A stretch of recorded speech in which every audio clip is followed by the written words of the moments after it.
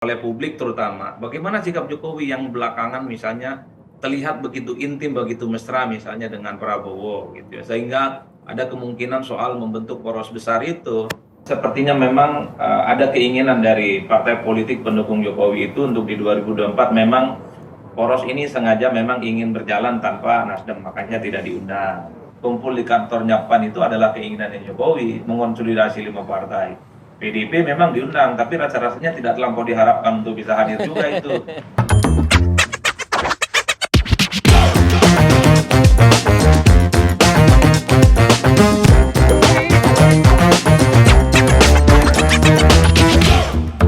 Gini, Siap, Mas Dr. Adi. Adipre, ini persoalannya adalah muncul bahwa ini upaya insubordinasi terhadap presiden karena ini kepala daerah dan presiden dalam pemerintah pusat. Nah, Mas Ganjar membantah udah tanda tangan, padahal Pak Jokowi bilang semua gubernur dan wali kota udah tanda tangan. Iya, gitu. city host ya. City host. Iya, Nah, dan ini juga berdampak secara politik pada upaya terbuka Pak Jokowi sekali lagi memuji Pak Prabowo dan meminta Iya. koalisi besar untuk segera dibulatkan gitu. Iya Nanti kan? kita sudah akan tanya juga ke Iya, Gus ini Jess kan, ya. kan kesimpulannya yang di PAN kemarin, itu kan kesimpulan. Iya. Dari dinamika ini, publik bacanya kayak gitu. Gimana menurut pengamat Adipre? Nah, silakan. Ya itulah yang saya sebut. Saya harus terpaksa mengeluarkan pepatah lagi nih. Tak perlu lagi kita menyesali susu yang sudah tumpah. Barang ini sudah jadi. bisa Tidak dijilat, lagi misalnya kita berdebat misalnya bagaimana sikapnya terhadap Israel dan Palestina. Siapa yang salah dalam konteks ini? Ya, apakah karena pernyataan dua gubernur dari PDIP yang kebetulan sama-sama dari PDIP dengan Jokowi misalnya, ataukah karena misalnya pernyataan keras elit-elit PDIP yang lain yang menolak timnas Israel datang ke Indonesia? Bagi saya sudah selesai.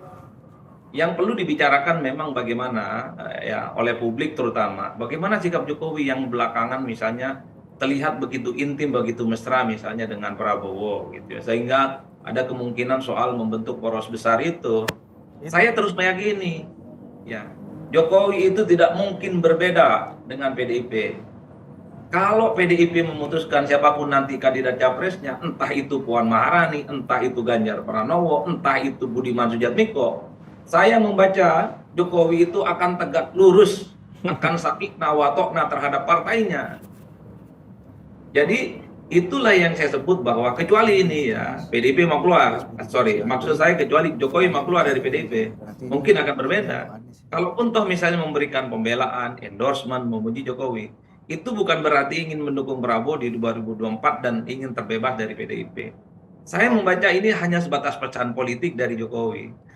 Bahwa Jokowi itu adalah seorang presiden, sekalipun di partainya seringkali dianggap sebagai petugas, tapi Jokowi itu bisa bicara di panggung yang lain, bisa bicara di partai-partai politik yang lain, di partai pendukungnya, bahwa Jokowi kecewa dengan penolakan sejumlah kader PDIP.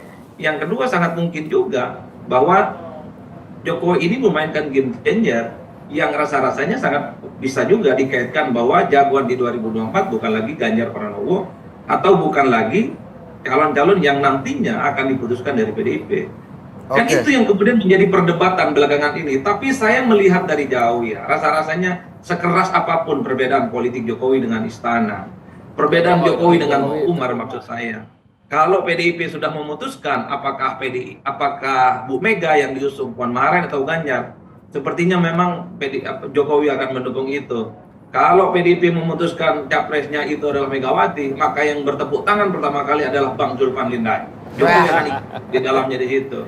Jadi apapun judulnya, Jokowi itu adalah kader PDIP, bisa jadi wali kota, jadi gubernur dan jadi presiden. Itu karena pakai jas merah, bukan pakai jas biru, apalagi jas coklat dan abu-abu. Oke, jadi tidak relevan kemarahan dan kenesuannya Pak Jokowi kepada Mas Ganjar, kepada partai atau Ibu Mega misalnya, karena ujung-ujungnya akan tetap satu perahu. Tapi apa makna Pak Jokowi meminta koalisi besar dibangun? Nah itu dia, ini tetap jadi pertanyaan. Betul. Karena Mungkin saya bisa jawab ya. Untuk jawab, bisa nggak? Sebentar Mas Budiman, kita mau tanya PKB dulu. PKB dulu, nanti baru itu Mas Budiman menanggapi. Biar sudah ada Pak Kiai nih. Pak Kiai, Watum, PKB, Jazilul Fawait. Betul. Gus Jess. Yang konsisten menunda. dengan backgroundnya. Betul. Iya, iya, iya. Yang sampai menurut Siap. Saya ada satu pertanyaan buat Godjes. Apakah sudah selesai stem cell-nya? aduh gila. Iya. Omongan Pak belakangan. Zulkifli yang punya proyek. Oh, pantesan abang ini muda terus ya stem cell, Bang. Balik. Gus Jess, Jangan terganggu. Yes. kemarin soal pertemuan di hari Minggu ya, ini kan sangat menarik. Sepanjang pekan sibuk soal Itu kegagalan pertemuan tuan rumah. PKB. PKB ya? Pertemuan koalisi besar. Oh, Wih. bisa. Pertemuan PKB. Yang ujungnya kan ada pembicaraan soal arah pembentukan koalisi besar. Bahkan Pak Zul di situ sudah bilang kita menantikan terbentuknya koalisi kebangsaan. Oh, itu tuh udah kayak kode nama koalisi barunya. Atau kalau kata Bang Hasan Nasbi ini Koalisi Indonesia Raya Bersatu. Wah, udah ada dikasih nama bahkan nih oleh beberapa orang nih soal ini. Emang pembicaraannya serius ke arah situ, Gus Jas? Atau ada apa isinya pertemuan itu, Gus Jas? Saya tidak mengikuti langsung pertemuan itu, namun dari media, dari pernyataan beberapa tokoh. Dari ketum dong, dari ketum, cerita ketum gitu. Namun yang hadir 5 ketua umum partai, karena Ibu Mega masih ada acara, beliau sebenarnya diundang katanya ya. Nah, pembicaraan, ya kan Pak Budiman kan diundang beliau. Betul. Diundangnya kapan itu? Setelah berangkat ke Jepang apa sebelum ini? Tanya ke depan dong. Oh tanya iya. ke rumah. Terlalu teknis Terlalu ada teknis. Bang. Rumahnya pan ya. Terlalu teknis. Jadi kebetulan beliau tidak hadir. Intinya, Nasdem diundang nggak Nasdem? saya nggak tahu itu, katanya Oh, kelewat ya. Ya, Saya nggak paham itu pan. Ya, Itu pan. rumahnya gitu ya. Ya. Yang namanya tuan rumah itu yang memiliki hak untuk mengundang, bukan Pak Jokowi, bukan juga PDIP, karena itu acaranya PAN. Jadi, namun perlu kita catat yang hadir dalam pertemuan di kantor PAN itu adalah ketua umum, 5 ketua umum yang tergabung dalam partai koalisi Pak Jokowi. Dan kebetulan hadir juga Pak Jokowi di situ. Kemudian muncul wacana koalisi besar. Kebetulan juga itu. Nah, tentu itu mengejutkan. Oh, itu kebetulan berarti ya, Gus. Kebetulan 5 partai, kebetulan Pak Jokowi hadir, kebetulan bicara koalisi Ya kan? besar. Ya kan Ya. diundang Mengejutkan. Partai-partai yang di dalam koalisi pemerintah. Siap. Saya nggak tahu partainya Pak Sitindion diundang terus nggak hadir atau nggak tahu ya. Namun yang hadir adalah partai-partai yang kebetulan, kan memang faktanya begitu. Ya. Partai-partai yang sudah ada dalam koalisi pemerintahan. Jadi tidak ada yang sulit di situ yang dibicarakan. Orang satu arus. Tapi mengejutkan bahas koalisi besar itu ya. Ya pasti untuk publik mengejutkan, untuk kami juga yang ada di koalisi kebangkitan Indonesia Raya, karena saya nggak ada di situ, bagi saya pribadi juga mengejutkan, meskipun juga harus kita apresiasi, karena para ketua umum yang hadir itu punya concern untuk pemilu tetap dilakukan secara tetap dilakukan pada tahun 2024, itu penting. Dan sistemnya saya salah satu potongan dari pertemuan itu, partai-partai yang hadir itu juga sepakat Terbuka. bila sistemnya terbuka gitu. Cocok. Nah, ini yang berbeda dengan Bu Budiman. Seandainya hadir, tentu kan bisa dibicarakan juga. Apa sih politik kok buntu-buntuan, kan nggak mungkin. Di dalam politik itu pasti ada pembicaraan gitu, bahwa memang waktunya belum tepat, bahwa momentumnya belum ada, itu dapat kita pahami. Apalagi Pilpres kan masih jauh, sehingga apapun bisa muncul spekulasi-spekulasi, termasuk Pak Zulfan yang pakai baju merah, itu bisa spekulasi juga tuh.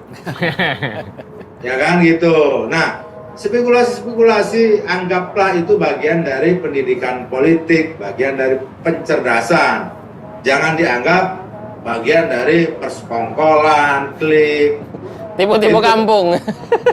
Ya, jadi sekarang ini gampang sekali orang membentur-benturkan seperti yang dibahas di awal soal U20 misalkan, kemudian dibuat klik antara A, B, C, D.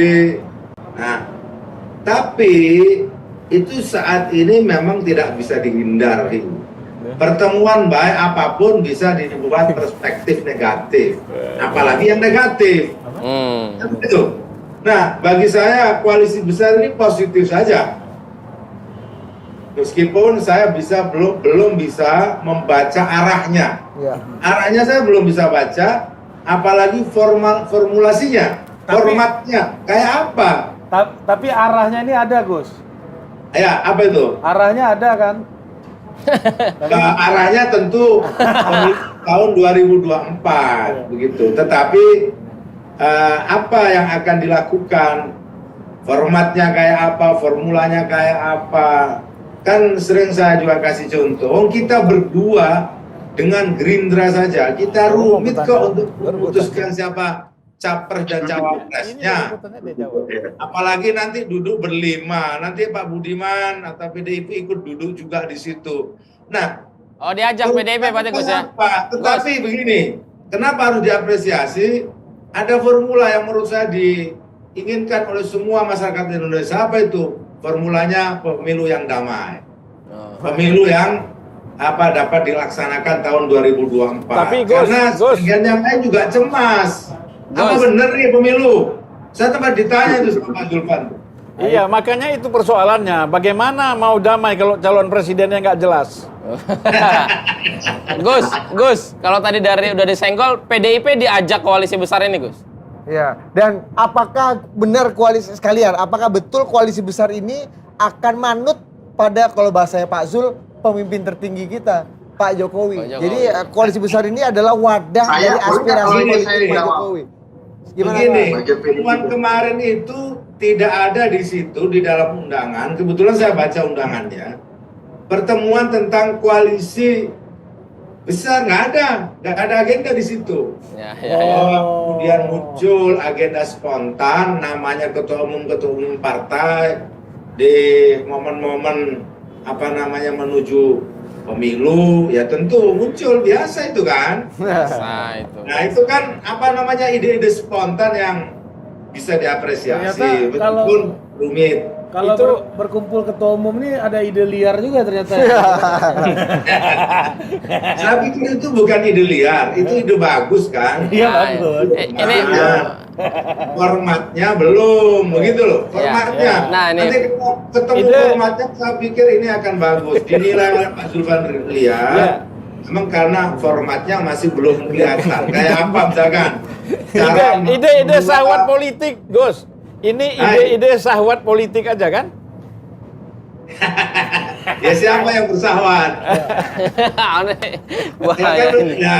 Kan begini, kan di momen-momen pemilu, menjelang pemilu kayak begini kan, para ketua umum partai siapapun memiliki sahwat dalam pengertian Pak Zulfan tanda kutip ya.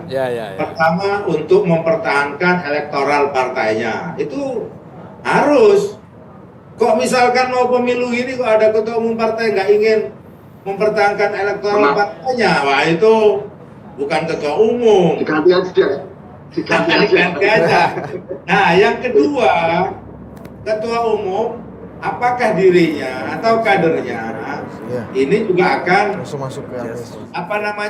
mengusulkan untuk maju menjadi calon presiden maupun wakil presiden, karena tugas partai itu salah satunya rekrutmen kepemimpinan politik, baik di tingkat lokal maupun nasional. Nah ini momen rekrutmen politik, kepemimpinan politik di tingkat nasional. Pasti semua ketua umum partai tidak ingin ketinggalan.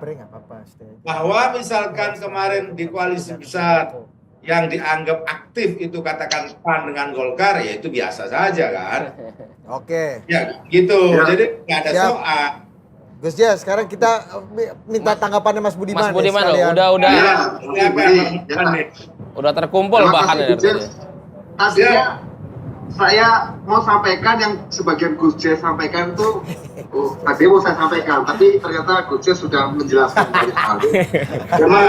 Satu pikiran nih Mas Budiman. Satu Kaum Soekarno dan kaum Nahdien memang nggak bisa dipisahkan. Nah, Pola pikirnya itu sama, kaum Soekarno dan kaum Nahdien itulah. Itu Cincinnya, memang yang jaga cincinnya. Nusantara kita ya, terus ya. Yang kita kan yang jaga Nusantara di desa-desa. Ya, jadi benar apa yang katakan Gus Yos tadi. Pertemuan kemarin itu kita ribut seolah-olah itu menjelaskan semua hal. Belum tuh. Itu sama kita ribut tentang ibaratnya main bola, kita hanya meributkan satu manuver serangan atau satu manuver penguasaan bola, tapi dia tidak bisa menjelaskan semua pertandingan bola itu sampai 45 menit kali 2, ya kan Gus? Kita nggak bisa mewakili seluruh pertandingan, ya. Jadi apa dikatakan Gus itu benar bahwa PDI Perjuangan diundang. Dan kalau kita tahu pernyataan Ibu Puan Maharani selaku Ketua DPP PDI Perjuangan yang membidangi bidang politik, Imot juga di Detik, sangat menyambut, ya, sangat menyambut itu Pak Said Abdullah, ya. Sehingga saya pikir ini bukan final, ini baru manuver pertama saja. Ada pemain yang belum sempat hadir karena lagi kecepat. Yang nanti pada saat menit yang menentukan, Gus, ya, kan inti. pada saat injury time, ya, akan dimasukkan, ya, namanya Ibu Megawati akan dimasukkan dalam injury time dan mungkin akan mengubah permainan, ya, sehingga namanya yang belum jelas terumuskan tadi oleh Gus Jess bilang, ya, apa namanya formatnya ya, saya bayangkan ini kalau ini berjalan dengan baik, ya, saya bayangkan ini akan menjadi bukan koalisi besar namanya, tapi koalisi amanat dan pikir. Ada amanat ya? Perjuangan Indonesia untuk kebangkitan Indonesia Raya, kan gitu kira-kira.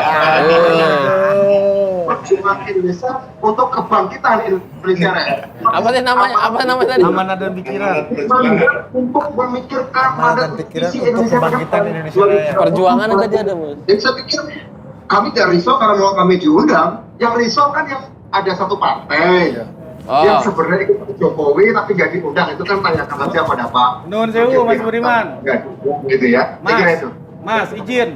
Minta tolong diulang lagi tadi amanat dan pikiran apa tadi? Namanya apa tadi, Mas? Namanya, Mas? Mau buat judul headline ini. Buat judul ini. Koalisi amanat dan pikir, amanat pikir, ya. Amanat perjuangan Indonesia untuk kebangkitan Indonesia Raya. Mati. Ya. Amanat perjuangan Indonesia. Indonesia bagi kebangkitan Indonesia Raya. Woi. Oke. Amanat perjuangan Indonesia bagi kebangkitan Indonesia Raya. Siap. Kayak gitu. Memang bagian-bagian yang rumit memang Mas Budiman paling top. Saya mau Itu Mas Budiman kurang satu, pembangunannya belum masuk, pembangunan belum masuk, perjuangan pembangunan. Enggak diajak, jangan-jangan. Amanat pikir karya pembangunan. Ini kayak Karya pembangunan. kayak fraksi Golkar zaman Orde Baru ini Mas namanya Mas. Oke. aku tanggapan Sakit sedikit. panjang, nah maklum kan karena besar, Kita jadi putus memang dulu. singkatannya juga agak panjang. Iya, Amanat iya. pikir karya pembangunan. Oke, kalau gitu terima kasih banyak Mas Budiman sama Gus Jess waktunya. Kita Ya, akan lihat ya, apakah makasih. koalisi Boleh, dengan ya, saya pamit ya. apakah Assalamualaikum. ya Waalaikumsalam apakah koalisi dengan nama yang cukup rumit ini akan betul-betul terjadi apa enggak atau nanti akan menguap dengan game changer baru. Dr. Adi Pray tetap ada di sini ya, kita masih akan bahas topik-topik yang menarik lainnya gitu ya. Matur nuwun Gus Jess dan Matur nuwun Mas Budiman, matur nuwun Gus Jess. Nah, Bang Zulfan mau ada tanggapan dulu dan Bang Jansen melihat ini koalisi besar nih akan melawan koalisi Anda nih nanti misalnya sebelum masuk ke barang ini. Silakan. Saya kira apa yang dikatakan dengan koalisi besar ini kan reaktif. Ya. Ya, reaktif aja. Gerakan reaktif dari 4 partai. Ya, tidak termasuk Golkar di situ. Kenapa? Karena ketika Erlangga dan JK hadir di dalam buka puasa di kantor Nasdem, Ya. ini kan terus terang saja koalisi yang kita sebut dengan yang disebut dengan koalisi perubahan ini kan merasa Perubahan ini koalisinya Bang Jansen. ya sudah sure kan bahwa Golkar akan bergabung. Kan kita lihat pernyataan-pernyataan setelah itu, ya. Kemungkinan besar Golkar ini akan bergabung ke dalam koalisi ini. Kemungkinan, tapi kan belum tentu kan. Nah, namanya harapan kan boleh. Nah, kemudian supaya ini tidak liar, ya, dan kemudian menjaga soliditas koalisi pemerintah, ya, koalisi yang mendukung pemerintah, maka dibikinlah acara itu di kantor PAN. yang 100 meter dari rumah saya tuh. Wih. Ya. Berarti nggak terkait isu Piala Dunia ini? Kalau dari Bang Bukan. Zulfan. Kalau saya lihat bukan nih- mau show first kepada Ibu Mega. Bukan. Kekuatan koalisi ini. Enggak, ini kan saya kira hanya untuk supaya Golkar itu masih tetap di sini, nggak kemana-mana. Ini berarti lebih ke, kalau menurut Bang Zulfan, lebih ke koalisi perubahan ini. Kode ke Iya. Loh, koalisi iya, sebelah. karena kan- Sebagai reaksi dari makan malamnya tadi. malamnya Ya. Pak Erlangga dan Pak JK dan Tup AHY. Ya. Di markas Nasdem. Jadi kalau kita lihat dari aspek ini, ya bahwa ini adalah jawabannya seperti itu. Jadi artinya apa? Kan selesai, tidak ada lagi orang yang ngomong bahwa Golkar akan ke perubahan, ya kan? Atau Golkar bisa bermanuver lagi ke PKS, Nasdem ataupun Demokrat, karena sudah selesai dengan pertemuan ini. Nah, saya kira kita tahulah bagaimana sikap Golkar, sikap partai-partai yang 5 ini yang mengatakan bahwa kami ini masuk dalam tim Jokowi. Kami ini ikut apa yang diputuskan oleh Jokowi, kan gitu. Nah, PDIP memang tidak hadir, tapi nanti kan satu ujian. Saya setuju dengan Budiman, siapa tadi mengatakan bahwa tidak mungkinlah, Adi Prayitno ya, Adi Prayitno mengatakan itu tidak mungkin bahwa Jokowi dengan Mega itu akan berseberangan. Mereka akan bisa bersatu. Makanya kita akan buktikan nanti bahwa ketika pertemuan dilakukan di kantor PDIP misalnya, dengan mengundang 5 partai ini lagi, itu akan terjadi. Apakah datang semua apa enggak? Apakah solid apa enggak? Saya kira nggak ada yang nggak datang, pasti datang. Oke, Bang. Karena kalau Ibu Mega kemarin nggak datang, itu kan karena dia di Jepang, Kalau Pak Surya kenapa nggak datang, Bang? nggak diundang. Nah, sebagai tokoh politik kalau nggak diundang ya diam aja lah. Kan kita sudah mengambil satu sikap. Kita berbeda, terus nggak diundang, terus mau ngapain? Bukannya Pak Surya di luar negeri juga, Pak? Ya pokoknya oke lah, mau di luar negeri atau di dalam negeri, tapi etikanya kan harus diundang. Ya. Tapi Nah kalau diundang saya yakin Bang Surya dimanapun dia akan datang. Ya kan? Apalagi yang undang Bang, Pak Jokowi Nah, kan. kita pindah ke koalisinya Bang Jansen ini. Abang kan dulu punya tesis nih. Ah. Bahwa yang pertama, Pak Anies adalah antitesanya Pak Jokowi yang rame. Ya. Tesis Abang kedua adalah ini bukan koalisi perubahan ini. Koalisi Koalisi berubah-ubah berubah-ubah. katanya. Ini tesis Abang masih sama atau udah jadi antitesis? Nah, udah taken baru? ini sekarang nih. Gini, Bayu Pak, ini. saya melihat bahwa kalau kita bicara piagam itu kan belum tuntas. Belum tuntas.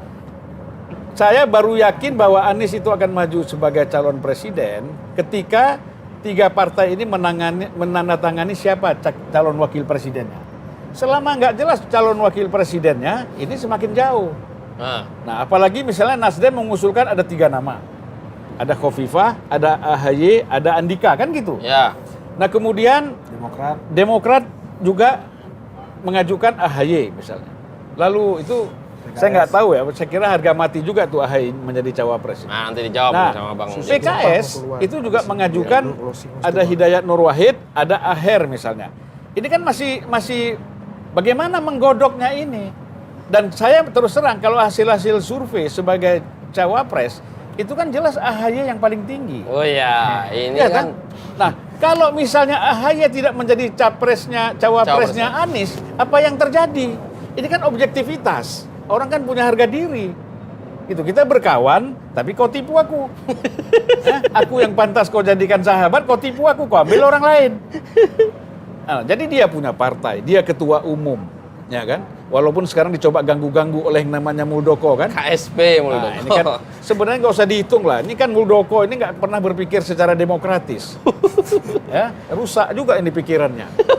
Nggak Tapi mau Mas AHY nggak mau capek-capek, nggak mau berkeringat, ya kan? Headline, Tiba-tiba ngundang orang-orang entah siapa kita nggak kenal orang itu, mungkin ada 2 sih, beberapa aktivis itu ada, tetapi kan kalau kita bicara organisasi itu kan jelas ada strukturnya, ada SK-nya. Itu kalau itu yang hadir 51%, nah itu barulah boleh. Tapi kan tidak etik juga, sangat tidak etis lah. Bahwa bagaimana main caplok-caplok partai orang, dan ini bahaya. Dia gagal dari sudut politik, main hukum. Nih hukum akhirnya ya kan dimanfaatkan untuk kepentingan politik. Ini bahaya sekali. Nah kalau gini terus, besok gampang aja. Aku bikin lagi, ya kan? Mari kita rebut Nasdem, kita sepak Surya Paloh itu. Ya kan? Ya. Ini kita lama-lama ngeri ya Pak. Abang jadi juru bicara Megawati plus juru bicara SBY pula di sini, Bukan, Bang. saya ini berpikir objektif. Iya, betul. Mana yang benar, yang salah. Bukan Iya, persoalan Megawati, SBY, Iya, Surya orang Paloh. bebas ini, Bos. Ya Surya Paloh pun Iya. kalau benar pasti kita bela lah. Iya. Kita kan bicara keadilan. Tapi dalam hal ini Yang Ya kemarin dalam itu. hal ini misalnya, yang mana yang tadi aku bilang sepak-sepak Surya itu. Paloh. Lah iya, nanti saya bikin beberapa orang yang sekarang ada saya ajak misalnya Akbar Faisal, Rio Capella, siapa lagi? Koni misalnya, beberapa orang lagi kan. Saya bikinlah ini. Terus saya rekayasa lah siapa yang menjadi cabang-cabang atau DPD ini. Saya bikin kongres. Ya kan? Itu nggak benar kok itu, Bang ya. Nah, Itu nggak benar. terus apa? Saya kalah nih, nggak diakui. Main hukum. Ya. Hukum, di sini bisa main kekuasaan, bisa main uang, bisa main macam-macam. Jadi demokrasi rusak. Jadi apa yang dilakukan oleh Muldoko ini merusak demokrasi kita. padahal Bang Jansen belum menjelaskan apa-apa, Bos. Sudah terwakili Tawan semua udah, ini. iya. Udah langsung Enggak, bahkan lebih jauh lagi, Coba. ya. Apa tiba-tiba kemudian Ketum AY Jadi, muncul dengan bahkan- hal yang baru ini, Bang? Kalau Bang Julfan ini kan masih pernah jadi kader Nasdem. Kalau contohnya tadi, bahkan kasus ini lebih jauh lagi. Ya. Pak Muldoko ini 1 detik pun tidak pernah jadi kader dan anggota Partai Demokrat. Bagaimana kemudian jadi ketua umum Partai Demokrat? Kau nggak pernah kuliah ya Di UI, di UI jadi ketua alumni UI. Itu. Kau nggak pernah jadi tentara, tiba-tiba jadi kasat panglima. itu Mana artinya ada? apa? Aku mau kasih kesimpulan, itu namanya gadungan. Nah, itulah. Jadi ini mari kita pakai akal sehat gitu. Jadi mari kita pakai akal sehat. Kebebasan berserikat dan berkumpul itu kan masih ada di Undang-Undang Dasar kita. Kalau memang ya ingin main politik, Jenderal Bintang 4 ini itu mantan panglima begitu. Harusnya modalnya lebih dari cukup lah. Dibanding kawan kita Agus Jabo gitu lah, dirikan partai. Lebih mantap. Jadi Lebih prima. lebih mantap Mas Agus Jambu ini kawan kita ya. Nah, itu. Jadi ini dia, ini problemnya ini. Jangan dulu kita masuk Keren. ke soal-soal, apalagi soal misalnya teknis hukumnya. Syarat, apakah di Demokrat boleh KLB? Boleh. Itu. Di seluruh tempat, di seluruh organisasi boleh KLB. Itu. Syaratnya apa? Misalnya ada ketua umum meninggal dunia, itu. Ya. Dan lain-lain begitulah ya. Atau alasan misalnya tidak puas, kan boleh itu. Ada nggak syarat-syaratnya? Sama seperti sidang umum MPR, kan ada syarat-syaratnya. Boleh. Di Demokrat itu, pertama tuh ada surat majelis tinggi. Yang kedua harus dihadiri minimal 2/3 DPD. Artinya dari 33 provinsi dulu, kita Yang pakai sah ya, dulu. DPD yang sah ya. Nah, kita pakai yang dulu ya. Kalau sekarang kan udah tambah tuh ada berapa provinsi baru di Papua. 37 ya. Jadi 2/3 DPD. Sama setengah plus 1 DPC. Itu. Ini tidak ada satu pun terpenuhi. Bahkan saya sering mengatakan, udahlah kita kasih aja syarat untuk Pak Muldoko ini ya. Itu satu. Yang A majelis tinggi nggak usah, Nah. DPD nggak usah hadir. DPC aja. DPC aja setengah plus 1, itu pun nggak cukup. Sudah nggak pernah kader, bahkan saya mengatakan, saya ini 14 tahun berpartai gitu, jangan-jangan beliau nyanyikan lagu Mars ya dan himne Partai Demokrat pun ya nggak bisa. Itu makanya akal sehat sudah ini, akal sehat. Nah, yang paling saya khawatir ya, Pak Muldoko ini lagi enak-enak duduk, ada yang kasih ide, dikompori, direkayasa, akhirnya dia sur. Betul juga ini. Sementara dia tidak paham tentang bagaimana membangun satu organisasi partai politik, proses-proses itu. Nah, kita lihat Golkar ya. Golkar itu konfliknya kan luar biasa, yaitu antara Abu Rizal dengan Agung Laksono. Dan itu memang terpecah dua, itu memang termasuk strukturnya juga sampai ke bawah terpecah dua. Ya kan? Sehingga timbul konflik di antara yang pendukung Abu Rizal dan pendukung Agung Laksono. Kan masing-masing mereka membuat Kepengurusan. Munas dulu kan. Akhirnya setelah membuat Munas, apa yang terjadi? Ribut terus. Akhirnya mereka rekonsiliasi. Mari kita buat Munas bersama. Iya kan? Munas bersama antara Agung dengan Ical. Ical. Kenapa itu bisa terjadi? Ya karena real, memang masing-masing ada dukungan yang real secara struktural. Ini kalau mau Munas bersama misalnya satu saat Muldoko minta mari kita Munas bersama, modal lu apa? Kan ada dokter Begini, hewan Bang. Joni Allen. Satu hari pun belum pernah jadi kader. Kan Gimana ada- mau Bang, ketua umum? kan ada dokter Yang hewan kedua Joni gini, Allen, Bang. sebentar, gini. Kedua gini, mungkin melalui forum ini aku ingin jawab juga. Memang belum diberitakan Detik, tapi Pak Muldoko mengatakan begini, Muldoko klaim tak tahu urusan PK kudeta Demokrat. Oh iya, ada beritanya Oke, Bang. Pakai dia Detik aja. ngomong. Pakai Ya. Detik Pak aja. Idam, coba Ya. Pak Idam. Ini saya ingin tunjukkan, Pak Mul ini sekaligus biar Pak Mul menjawab. Nah, ini saya tunjukkan dulu ke Abang. Ini namanya nggak nih? Jenderal TNI Purnawirawan Dr. Haji Muldoko. Permohonan PK. Pak Mul, inilah PK Anda yang terdaftar. Tapi dia nggak ngakui. Itu. Orang ngerti aku urusannya, quote-nya begitu. Nah, jadi apa tanda tangan Anda ini dipalsu? Kalau palsu segala laporkan. Ini ada buktinya. Itu. Kirim Torik Bang, kirim Torik Bang. Udah Itu. udah ada semua. Jadi apa ini palsu? Kan itu menjadi pertanyaan ini. Atau ini Jenderal Muldoko yang lain yang ngajukan PK ini? Emang ada. Nah, kalau misalnya sekarang Pak Mul merasa malu begitu, ono dalan, masih ada jalan, cabut aja PK ini. Propoyon, Itu. Coba kita. Tapi kan Jadi- sekarang itu kan musim Tapi sekali lagi, ya, karena PK ini sudah diajukan, kami Partai Demokrat kemarin secara resmi sudah mengirimkan kontra memori PK untuk menjawab PK Pak Mul yang Pak Mul katakan tidak tahu ini. Itu. Oke. Jadi kami yakin, ya, akal sehat, kebenaran hukum dan jalan sejarah akan memenangkan kami. Tapi sekali lagi karena ini pertanyaan pernyataan jenengan ya yang mengatakan nggak ngerti. Nih, quote-nya Apa? begini. Orang ngerti aku urusannya. Orang ngerti urusannya. Ini ada dokumen atas nama jenengan ini. Yang penting ada cover both side Itu. loh. Karena di sini yang ngajukan PK ini ya secara teknis formal peradilan itu adalah lawyer. Apa kemudian ya tanda tangan Anda itu dipalsu orang lain atau lawyer ini? Kan itu jadi pertanyaan. Itu kok tiba-tiba ada nama jenengan ini? Ya. Jadi ini penting. itu Diklarifikasi. namanya lempar batu sembunyi tangan. Oke. Itu. Kita Jadi ke- karena ada dokumen di sini. Karena ada dokumen. Jadi ini penting dijelaskan. Nah, Brengsek ini memang nggak benar. Tapi sekali lagi itu tadi untuk seluruh kader Partai Demokrat ya di Indonesia begitu tetaplah tenang ya. Jadi kita akan memenangkan Dengan kembali kata-kata itu. pertarungan ini. Kita akan Mungkin memenangkan masih kembali sabar, proses hukum ini. Nah, di bawah kepemimpinan Mas AHY mari kita jaga rumah kita. Jadi satu akal sehat kita Pak Muldoko ini satu detik pun tidak pernah jadi kader Partai Demokrat. Kalau yang begini dibenarkan, seperti kata Bang Julpan, hati-hati seluruh partai. Iya. Besok aku bikin lagi kelompok kongres. Udah. Nasdem ini. Udah. Abang ini mau sepak terus sih kan. kita ke Bang Adi. Kita ke Mas Adi. Susu Tumpar dulu. Bagaimana Anda menilai hal ini nih? Seberapa serius atau ya udahlah bener ini nggak usah terlalu direken gitu bahasa Surabayanya. Gimana Anda melihat ini nih? Apa bacaan apa nih terkait dengan situasi terkini juga nih? Mas Adi. Yang mana?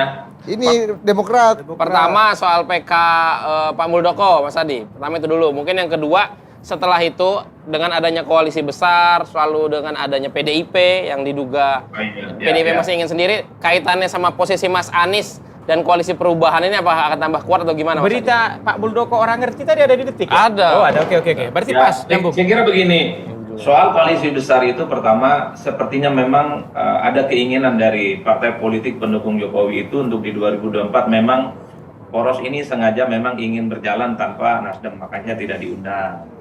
Jadi mereka ini ingin menyatukan kekuatan politik, konsolidasi politik supaya dalam Pilpres itu mereka kuat betul nanti melawan poros perubahan yang sepertinya memang Nasdem akan ditinggal dalam konteks itu. Yang kedua, pada saat yang bersamaan, koalisi besar ini juga bisa dibaca sebagai sikap politik dari Jokowi. Saya justru melihat dari jauh, jangan-jangan kumpul di kantornya PAN itu adalah keinginan Jokowi, mengonsolidasi 5 partai. PDIP memang diundang, tapi rasa-rasanya tidak terlampau diharapkan untuk bisa hadir juga itu. Sepertinya begitu ya, karena memang suasana batinnya kalau melihat dari jauh, Presiden itu tidak nyaman, tidak happy, terutama adanya pembatalan Indonesia sebagai tuan rumah U20 itu pukulan betul, kayaknya membekas betul kepada Presiden.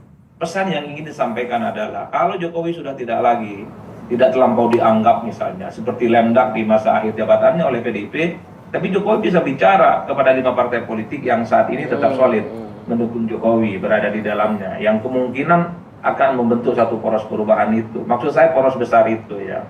Yang agak rumit adalah ketika poros besar ini terbentuk tanpa PDIP. Partai-partai politik di dalamnya yang 5 itu pasti tidak nyaman. Karena apapun judulnya, satu sisi harus menjaga hubungan baik dengan Jokowi, tapi pada saat yang bersamaan harus menjaga hubungan yang baik juga dengan PDIP sebagai partai pemenang pemilu dan di 2024 misalnya punya keinginan untuk menang yang ketiga kalinya. Saya kira ini persoalan dari jauh yang dilihat oleh publik adalah soal disharmonisasi hubungan antara Jokowi dengan PDIP sebenarnya. Sehingga muncul resultante soal kemungkinan poros besar itu. Tapi kalau Jokowi dan PDIP selesai, rasa-rasanya poros perubahan ini ya juga akan sirna. Yang muncul adalah soal kerumitan-kerumitan selanjutnya, menyatukan banyak kepentingan, menyatukan begitu banyak ketua umum partai yang sama-sama ngotot ingin jadi calon presiden ya. Jadi inilah yang sebenarnya ketika misalnya pernyataan PDIP siap menjadi tuan rumah untuk poros besar itu kan sebenarnya ingin mendelegitimasi, ingin menafikan pertemuan 5 partai yang ada di PAN. Jadi kalau mau bicara tentang poros besar, isinya adalah partai-partai pendukung pemerintah, ya yang punya otoritas itu adalah ketua umum partai, bukan yang lainnya, termasuk bukan presiden.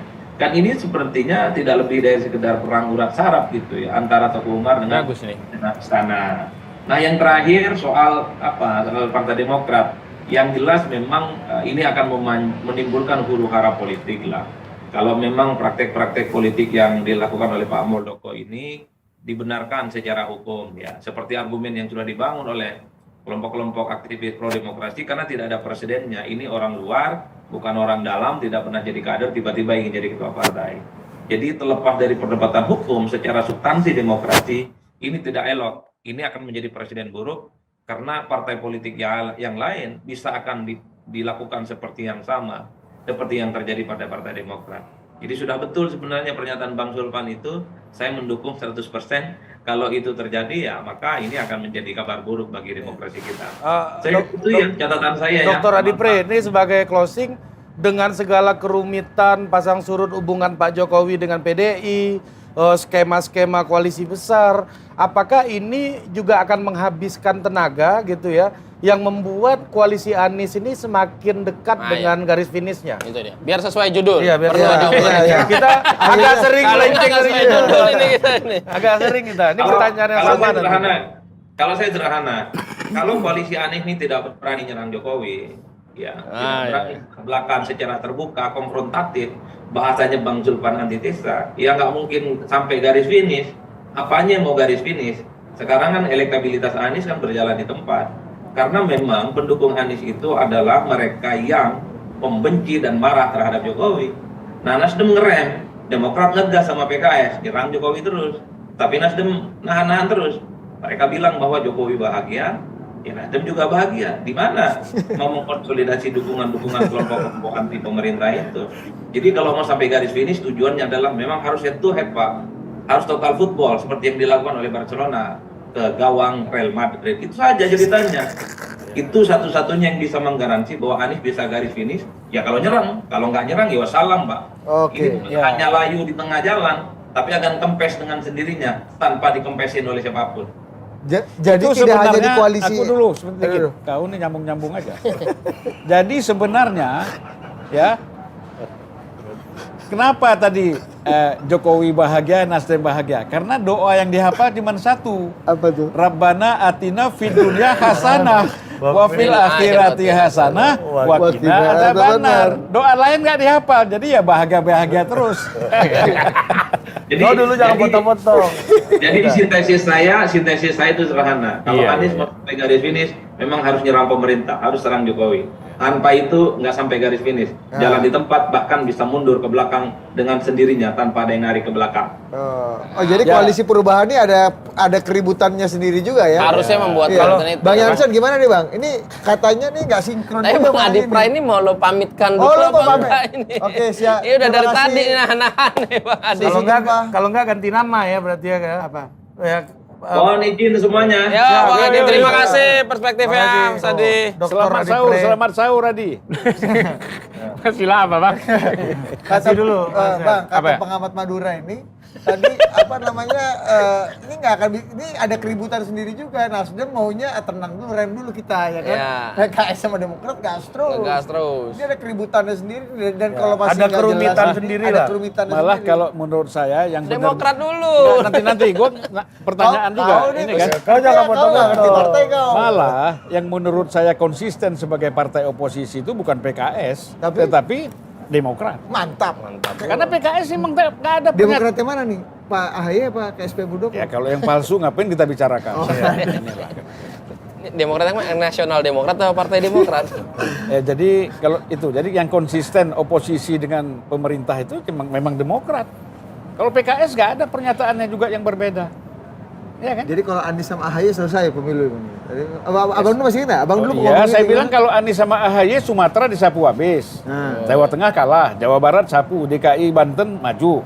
Jawa Timur katakanlah kalah, tapi kan daerah Kalimantan Timur sama Sulawesi bisa disapu semua itu. Kalau Anies sama AHY. Ya. Tapi kalau kata Adi Pray, kalau nyerang. Nah, gimana nih Bang? Ya, nyerang nggak di sini? Pertama begini, ikhtiar kami ingin koalisi perubahan yang sudah ditandatangani oleh tiga ketua umum ini ya sampai finish, minimal finishnya terdaftar dulu lah. Nanti ketika KPU buka pendaftaran kan di bulan Berarti Oktober ya? Nah, kan itu dulu. Karena sebelum ke sana saja nih kan dalam tanda kutip nih cukup banyak tantangan kami kan. Misalnya seperti yang sekarang sedang menimpa Partai Demokrat. Ya tentu kami punya keyakinan 1000% kami akan menang ini karena pakai akal sehat, hukum semua segala macam, tidak ada cerita lah begitu. Orang tidak pernah jadi kader jadi ketua umum kan begitu. Nah, bahkan dalam sejarah Indonesia belum ada tuh. Itu dia. Tapi sekali lagi namanya di proses hukum, tentu proses ini kan akan kami lalui. Kami menyusun memori PK, lain semua segala macam. Ini kan menyita energi juga nih. Misalnya seperti Mas Anies, saya kira investigasi Tempo itu kan ya termasuk sebelum-sebelumnya juga ini kan sudah menjadi juga wacana publik, informasi publik begitu. Kalau soal Formula E itu dinaikkan atau tidak dinaikkan ke penyidikan itu kan menjadi sebuah pembahasan yang nggak tuntas di internal KPK dan kemudian bocor ke publik kan begitu. Artinya kan masih ada upaya-upaya juga nih ke kandidat kami ya yang namanya Anies Baswedan ini untuk kemudian berpotensi ditersangkakan kan begitu. Jadi memang ada tantangan di kami, itu ada tantangan. Tapi kalau soal misalnya materi apa yang ingin kami ubah, yang ingin kami tawarkan ke publik, karena itu nanti akan masuk ke dalam visi dan misi Capres, karena kami perubahan pasti temanya itu. Kan visi dan misi Capres itu kalau sesuai undang-undang sekarang kan menjadi rencana program jangka menengah itu. Nah, jangka menengah presiden yang terpilih begitu. Kan bisa nanti publik lihat tuh soal perubahan. Itu misalnya seperti kami Undang-Undang Ciptaker ini kalau nanti perubahan menang ya itu harus kita ubah itu. Jadi soal tenaga kerja itu kita kembalikan ke yang lama begitu. Nasdem setuju nggak mau dirubah? Nantilah kita bahas, tapi itu dia. Ciptaker. Kalau Nasdem contoh ini, gitu. Kalau Nasdem ini ya kalau Anies presiden apapun setuju dia. Gak usah ditanya lagi ya kan. Jadi tidak mungkin yang namanya koalisi perubahan kita tidak menyusun visi dan misinya itu soal perubahan kan. Misalnya soal kehidupan demokrasi ya.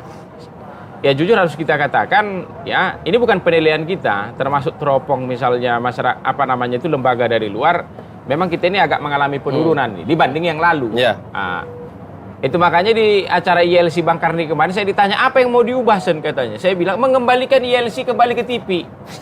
Bukan YouTube begini Bang Karni, aku bilang. Ini udah mirip Raffi Ahmad kita ini. Bang, YouTube ini masa depan, Bang. Bukan itu yang aku bilang. Abang total politik ini bukan. Kita boikot kan juga Bang Arsen nih. Untuk ILC-nya. Kan sebelumnya Indonesia sebelumnya kan dari gimana, TV, dari TV. Kayak itulah guyonannya begitu lah. Guyonan sekali lagi. Detikcom ini bukan masa depan, Bang. Kita nggak di Jadi sekali lagi kepada publik ya masyarakat pendukung perubahan di luar sana teruslah lihat kita, awasi proses ini. Itu. Saran untuk menyerang tadi gimana Bang? Itu nggak perlu disarankan pun kita sudah pasti lakukan, namanya kita ingin Aniesnya. berubah. Apakah semua dari Mas kebijakan Aniesnya. Pak Jokowi ini diubah? Ya enggak juga. Nasdem dan Mas Anies enggak. Misalnya kata seperti Adi di publik soal IKN bagaimana? Ini kan harus kita bahas ini. Kalau dalam kalimatku itu mungkin harus kita review. Ketika nanti misalnya perubahan menang, ini mungkin harus kita review nih. Kita due diligence ulang begitu. Karena ini kan soal kolosal. Menyedot dana yang cukup banyak tuh. Bahkan banyak sekali multi years itu. Kita lihat kondisi ekonomi pada saat itu. Kemudian akan ada ribuan proyek di sana, memindahkan ratusan ribu PNS ke sana. Kita pindah rumah saja itu butuh berpikir. Bedol desa saja itu butuh matang, apalagi bedol ibu kota. Ini Mungkin perlu kita review nanti. Kalau memang kekuatan kemampuan ekonomi negara kita nanti mampu, kita lanjutkan. Bisa juga dibuat bertahap. Jadi tidak seperti sekarang ini diputuskan pada tanggal sekian tahun sekian harus pindah semua ke sana. Kan nggak begitu dia. Menurut aku yang paling logis itu jika pun pindah bertahap dia. Nggak mungkin dalam 2 tahun pindah semua ke sana, gimana? Itu. Aku kemarin lewat di pinggir, karena lama ngekos di daerah Cideng, lewat di pinggir Bank Indonesia. Loh, gede banget Bank Indonesia itu, sepanjang jalan itu Bang Julpan. Gimana kalau ini pindah, aku pikir. Abdul Muiz. Gimana ini pindah? Begini gede Baru gini. kan, baru. Dipindahkan ke dalam sana, kan nggak mungkin. Bertahap, kan pasti begitu dia. Jadi, pasti akan ada yang kita Mabes ubah. Cilangkap pindah juga dong Bang nanti Bang. Semua pindah. Oh, Itu. gila. Jadi tahap pertama itu yang pindah itu baru level-level atasnya, yang belakang belum. Nah, Kominfo pindah nggak Bang Kominfo? Ya, Abang sebagai staf ya khusus. saya tidak staf khusus lagi ya. Oh, udah enggak ya? Tapi waktu saya masih setahun lalu staf khusus di sana, itu katanya pada tingkat level dirjen itu pindah dulu. Gitu, eselon satunya. Eselon berikutnya nanti. nah kasih penutup. Kasih dulu, penutup Bang. dulu, kasih Anies penutup. melenggang nih nggak nih dengan situasi yang rumit di sini. Jangan-jangan di sini juga rumit banget, lebih rumit lagi gitu. Atau justru malah udah jalan tol ini buat Anies Baswedan. Saya lihat gini, ini saya jujur aja. Yang serius Dari betul. Tadi emang apa nggak jujur? Ya, ini lebih jujur lagi. Ya kan?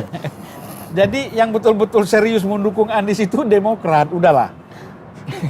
Bukan karena ada Johnson di sini. Memang yang paling serius tegak lurus itu ihdinas siratal mustaqim itu Demokrat. Kalau yang lain kan masih main kiri Ini kanan. jujur ini, relawan Megawati 24 yang Ya, ngomong. soal masih main kiri kanan. Nasdem masih main 2 kaki, satu kakinya di gondang dia, satu di istana. Yang di istana gerantenya longgar. Ya kan? Mau keluar nggak bisa juga, mau keluar jadi lama-lama longgar. Ya kan? Nah kalau PKS saya juga nggak yakin, belum yakin saya dengan Hah? PKS. Masa PKS? Belum yakin saya. Udahlah. Udah naik delman, Bang. Nanti lihat sendiri. Tapi yang betul-betul firm, yang mendukung Anies itu serius itu Demokrat. Itu keyakinan saya. Oleh karena itu, ya tolonglah kalau memang serius ingin menjadikan Anies ini sebagai calon presiden koalisi 3 partai ini, ya serius. Jangan main-main begini, masih main 2 kaki gitu kan. Ini Yang full house cuma ya, Demokratnya. presidennya, capresnya juga kasihan. Di samping memang orangnya, saya nggak tahu antara lembut dengan takut kan gitu. Mungkin takut, mungkin lembut ya kan. Terus dengan kondisi ada anggota partai koalisinya main-main begini, rusak ini. Susah. Jadi salah satu pondasi dasar koalisi perubahan ini kan kami Demokrat. Jadi memang dalam diskusi internal kami juga diskusi internal, tantangan membangun koalisinya ini memang berat sih. Inilah contohnya tiba-tiba tanggal 2 kami deklarasikan Anies, tanggal 3 masuk PK, harus menjawab lagi. Ya itu karena Jadi- seriusnya. Bang, saran Abang untuk Partai Demokrat apa dalam menghadapi koalisi yang 2 kawannya ini kata Abang tadi Dua nggak kaki. jelas. Gini, kita ini Demokrat ini kan sudah, yang paling penting dia tahan uji. Sabar aja. Ya, artinya apa? Kalaupun tidak nanti capres ini tidak jadi, dia bisa elektabilitas mendapatkan persentase yang lebih besar. Karena ini kebutuhan rakyat. Nanti akan pindah. Orang yang tidak senang Jokowi, katakanlah Anies tidak capres, dia akan pindah ke Demokrat. Orang lihat konsistensi ini. Makanya saya yakin Demokrat ini lebih tinggi dari PKS, lebih tinggi dari Nasdem. Mungkin bisa mencapai nomor 3 di bawah Golkar, atau bisa melewati Golkar. Kalau dia konsisten di posisi itu. Itu makanya Bang Julpan, filsafat kami hari ini filsafat carpe diem sudah. Jadi petiklah hari ini, renggutlah hari ini. Jadi apa yang harus dikerjakan hari ini kami kerjakan hari ini tanpa berpikir esok begitu. Jadi Nah, kalau saya kutip ayat Al-Qur'an itu kan Ah. ya kan? Wasta'inu bisabri wassalah wa innahu lakabiratun ilal alal khashiin. Jadikanlah sabar dan sholat itu sebagai penolong kalian. Ini sulit kecuali bagi orang-orang yang serius. Oke. Nah, di situ Watawasau bil haq. watawasau bis sabr. Ini tutup dengan sangat Hikmah manis. itu luar biasa hikmahnya. Tutup. Sekian Adu Proses malam ini, tidak ada kesimpulan. Sampai jumpa. Sampai jumpa. Tahu ini gimana?